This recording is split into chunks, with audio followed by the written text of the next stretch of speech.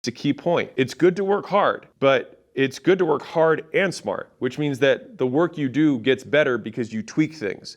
And so if you're not documenting the process that you have, and I'm not saying you're making content about it, but literally looking back at game footage, looking at the calls you did, looking at the content you did. I do this today. People ask me like, what are the masterminds you're into? What are the courses you learn from? I have now broken apart the learning process that I have that works best for me because I see the biggest gains and improvement haven't come from advice for me, for the most part.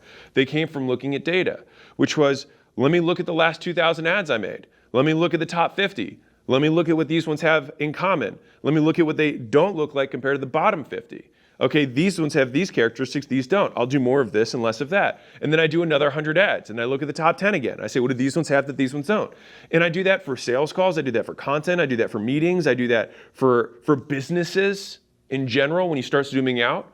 And so that process of do a lot of volume, then look at the outcomes that were good, look at the activities that led to those outcomes that are positive, do more of those activities, look at the bottom percentages, look at the things that led to not having that happen, and do less of those. And if you're younger, and this is specific for everyone who's listening to this video, if you're probably sub 30, sub 28, maybe, right? If you're in your 20s or less, you can probably get away with this, which is that people ahead of you are more willing, believe it or not, to feel like they have status. So you can give them status by saying, be a mentor. And the thing is, a lot of young guys have a lot of ego, right? Because you're trying to prove yourself, trying to be a man, whatever. The thing is that if you humble yourself, it's not like there's... Do you spend all day in meetings, back to back to back to back to back? Find it hard to... some fucking massive scoreboard where it's like who humbled themselves to whom across the whole US. It's not exist. It's just within one dynamic, right? And so if you go and say, hey, I don't know anything, I'm happy to learn.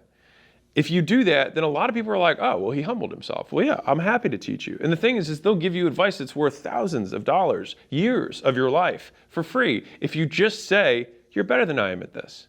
But the thing is that at the end of the day, none of it matters, but scoreboard would be the thing that matters in business, right? And so the only thing that precedes the scoreboard is your learning. I've spent ego points, I've spent dollars, I've spent time, I've spent social capital. I spent every resource that I had to get more learning faster. Because fundamentally, the only thing, and I think this is probably one of the biggest gifts my father gave me, is believing that I am the asset I am investing in. And the cool thing is that you are the permanent hold, right? You can't sell you. Like, you're you until you die. And so this is the one asset you've got because you compound. Skills compound. When you get really good at sales and really good at finance, guess what? You can raise $1 billion because you know how the finance world works and you know how the sales world works, right? If you know how to code and market, then guess what? You can build software and sell it to gazillions of people because you have the product and the acquisition. Like, skills stack disproportionately. If you only know one, you might not be able to make 1/10 as much as if you know two. Now, obviously, those are big bucketed terms that have many, many, many skills underneath of them. But fundamentally, when you think about it that way, you become a weapon. So let's tackle the second part. I said you can solve a lot of male problems by getting in shape and making money. And so let's talk about the getting in shape side. So you can avoid tons of problems in life by doing one thing: going to bed on time. And so instead of setting alarms to wake up, set alarms to go to sleep on time. It's hard to wake up late when you go to bed at 9. Right? And so the thing is that one simple behavior actually can eliminate a lot of the things that derail men, especially young men. And so Charlie Munger talks about this a lot, which is like, all I'd want to do is find out where I'm going to die and never go there. The whole point is he thought so much more about avoiding stupidity than trying to be intelligent.